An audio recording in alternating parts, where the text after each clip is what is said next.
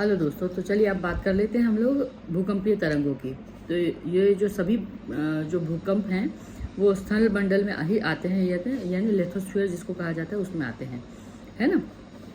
हमने पिछले अध्याय में पृथ्वी की परतों के बारे में पढ़ा हुआ है ऑलरेडी, है ना। तो आपको पता है कि स्थल मंडल जो है वो पृथ्वी के 200 किलोमीटर तक की गहराई वाले भाग को हम क्या कहते हैं, स्थल मंडल कहते हैं। भूकंप मापी यंत्र किसको कहा जाता है, सिस्मोग्राफ को कहा जाता है, जो सतह पर पहुंचने वाली जो तरंगे होती हैं उनको उनकी रीडिंग करता है, उनको अभिलेखित करता है ना। तो अब भूकंपीय तरंगे जो हैं वो कितने प्रकार की होती हैं, 2 प्रकार की होती हैं। एक तो होती हैं धरातलीय तरंगे, है ना, जो सरफेस पर चलती हैं, और उनका जो भूगर्भिक तरंगे जो हैं वो केंद्र मतलब उद्गम से केंद्र की ऊर्जा से मुक्त होने के दौरान पैदा होती हैं। मतलब जब उद्गम जहाँ से होता है वहाँ से जब अंदर का जो धरातल सरकता है तो उससे वो क्रिया के कारण वो तरंगे उत्पन्न होती है और वो धरातलीय शैलों तक पहुँचती हैं। उसको भूगर्भीय तरंगे कहा जाता है, ठीक है। अब भूगर्भीय तरंगे भी जो है वो कितने प्रकार की होती है, 2 प्रकार की होती है। इन्हें क्या कहा जाता है, पी और एस तरंगे कहा जाता है। अब पी तरंगे क्या है, पी तरंगे जो है वो तीव्र गति से चलने वाली तरंगे होती हैं जो धरातल पर सबसे पहले पहुंचती हैं, है ना। इसे प्राथमिक तरंग भी कहा जाता है। पी तरंगे ध्वनि तरंगों जैसी होती हैं, ये गैस, तरल, ठोस तीनों प्रकार के पदार्थों से गुजर सकती हैं। जबकि एस तरंगे जो है धरातल पर कुछ समय के बाद पहुंचती है और वो द्वितीयक तरंगे कहलाती हैं।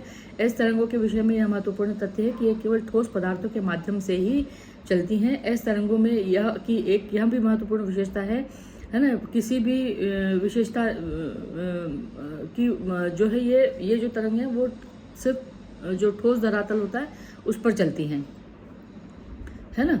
तो आप समझ गए होंगे कि भूकंपीय तरंगे जो हैं वो 2 प्रकार की होती हैं। एक तो पी तरंगे कहा जाता है और एस तरंगे जिनको एस तरंगे कहा जाता है। अब भूकंपीय जो तरंगे हैं उनका संचरण कैसे होता है, तो भिन्न भिन्न प्रकार की भूकंपीय तरंगे संचरित करने की प्रणाली भी जो है वो भिन्न भिन्न होती है और ये वैसे ही ये संचरित होती है। ये इसके वजह से क्या होता है, शैलों में कंपन पैदा होता है। पी तरंगों से कंपन की दिशा, है ना, कंपन की दिशा जो है वो समानांतर होती है। यह संचरण की गति की दिशा में ही पदार्थ पर प्रभाव डालती है ना। इसके दबाव के फलस्वरूप प्रभाव के घनत्व में प्रभाव पड़ता है और शैलों में संकुचन और फैलाव की प्रतिक्रिया होती है ना। यह 3 तरह की तरंगों के संचरण की गति जो है वो समकोण की दिशा में कंपन पैदा करती है और एस तरंगे ऊर्ध्वार्ध मतलब ऊपर की साइड में तल से ऊपर की तरफ चलती हैं। मतलब एस पी तरंगे जो है वो सरफेस पर चलती हैं और एस तरंगे जो है वो अंदर से ऊपर की तरफ चलती हैं, है ना। इनकी दिशा जो है समकोण में कंपन पैदा करती है, अतः ये जिस पदार्थ से होकर के गुजरती है उसमें उस पे गर्त बनाती है और धरातली जो तरंगे होती हैं वो सबसे ज़्यादा विनाशकारी मानी जाती हैं।